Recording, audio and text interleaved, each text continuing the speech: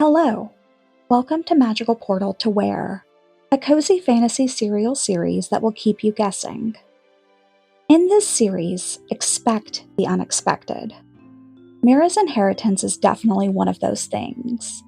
A sprawling mansion in the countryside left to her by a mysterious relative she never knew. But when she steps inside, she discovers something far more extraordinary. A hidden portal that transports her to worlds beyond her wildest imagination. In these new realms, Mira encounters creatures of myth, ancient magic, and a destiny entwined with the fate of both worlds.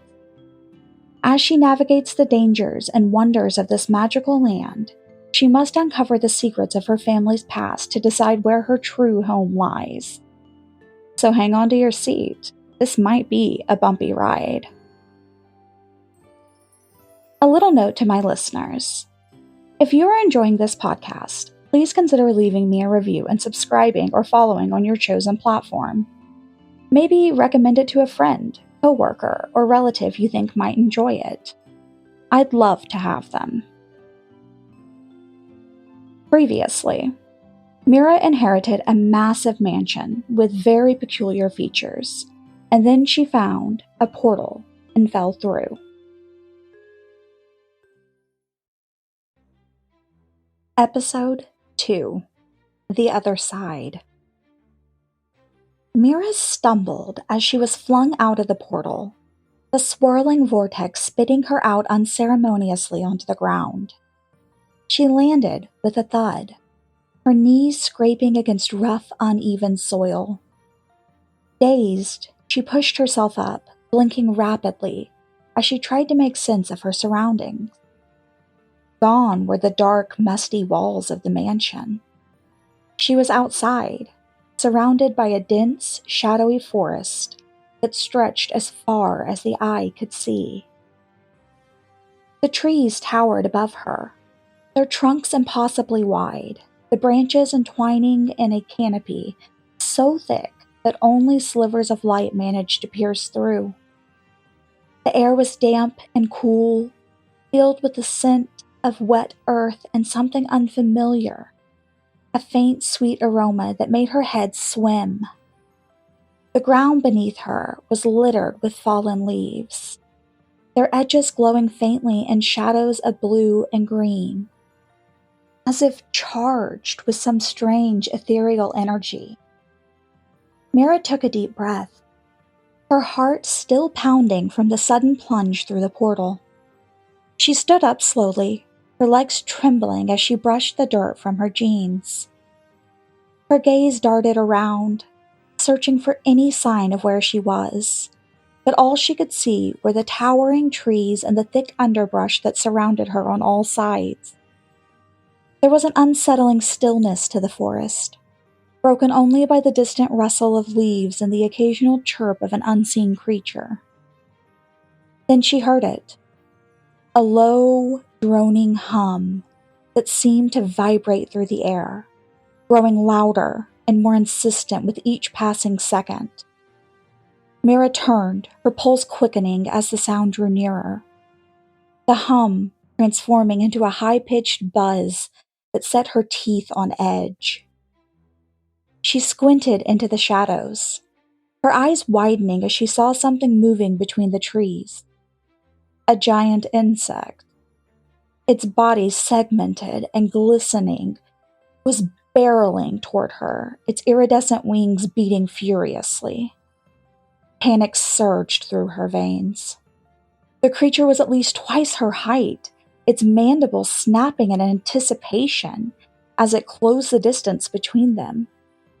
Mira spun on her heel and ran, her breath coming in short, ragged gasps as she pushed through the thick undergrowth.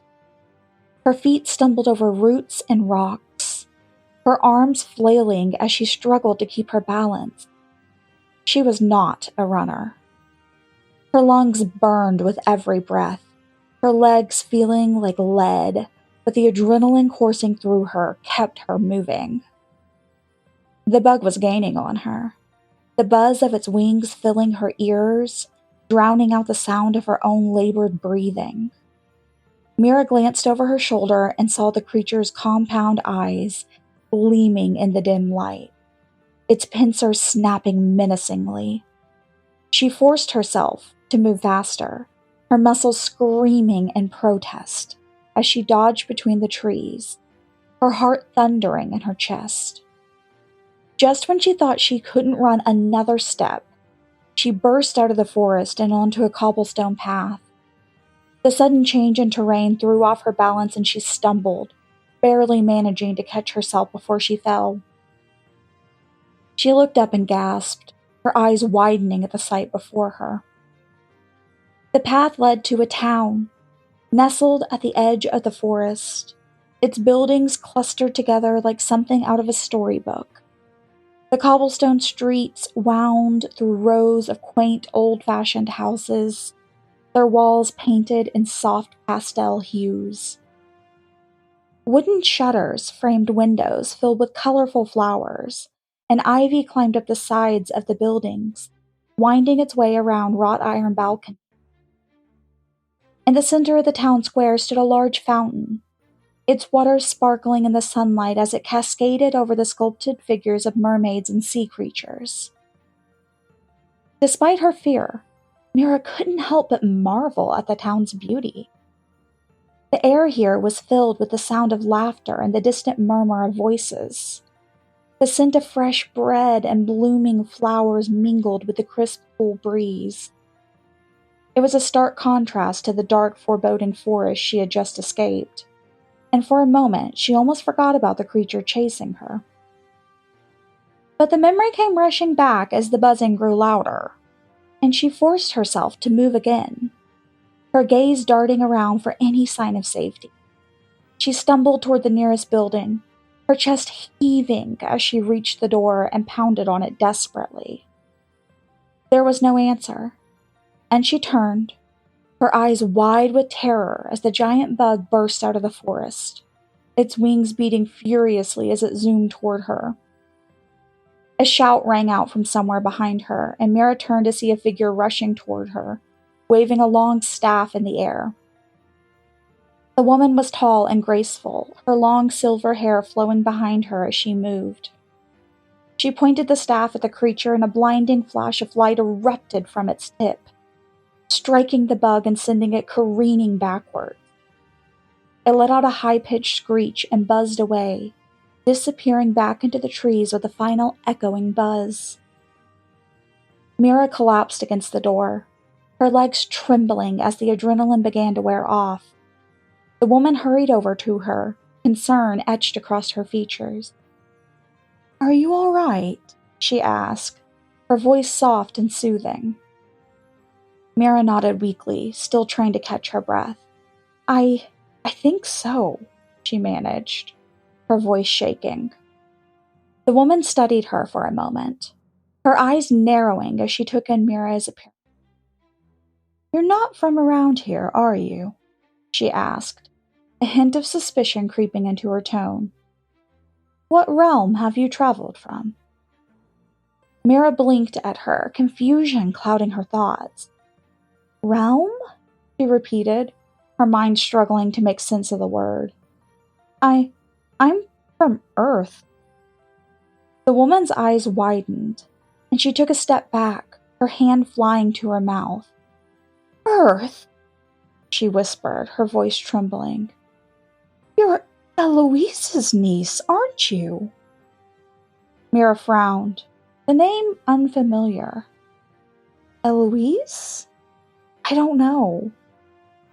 The woman shook her head, her expression one of disbelief. "We thought the portal was closed when she died," she murmured, more to herself than to Mira. "No one has come through it in years." Mira's heart began to race again, her mind reeling with questions. "I don't understand," she said, her voice rising with panic. "What portal? What's going on?" The woman sighed and placed a gentle hand on Mira's shoulder. "You'll understand in due time," she said softly. "For now, you need to rest. This town can be overwhelming for newcomers. Mira nodded, too exhausted and bewildered to argue. She followed the woman as she led her through the town, her eyes wide as she took in her surroundings. The cobblestone streets were filled with people, some of them human, others not. She saw goblins haggling with merchants, their small twisted forms darting between the stalls. A group of werewolves lounged by the fountain, their fur gleaming in the sunlight as they laughed and talked. Centaurs trotted down the street, their hooves clattering against the stone. Everywhere she looked, there were creatures she had only ever read about in fairy tales and legends, and they all seemed to be staring at her, their eyes following her as she passed. She felt a wave of unease wash over her, the weight of their gazes making her skin prickle. After what felt like an eternity, they reached a small cottage on the outskirts of town. The woman opened the door and gestured for Mira to enter. "You can rest here," she said gently. "I'll bring you some food and drink." Mira nodded and stepped inside, her legs feeling like jelly. She sank down onto a wooden chair, her mind spinning with everything she'd seen and heard. She had so many questions, so many things she didn't understand. She needed answers, needed to know how to get back home. When the woman returned with the tray of food, Mira looked up at her, desperation in her eyes. "How do I get back?" she asked, her voice barely more than a whisper. The woman hesitated, then sighed. "You'll have to go back the way you came," she said softly, "through the portal." Mira's heart sank. "But where is it?" she asked, panic rising in her chest. "How do I find it?" The woman gave her a sympathetic smile. "It's at the edge of the forest where you came through," she said. "But be careful, the creatures there don't take kindly to strangers." Mira nodded, her mind racing.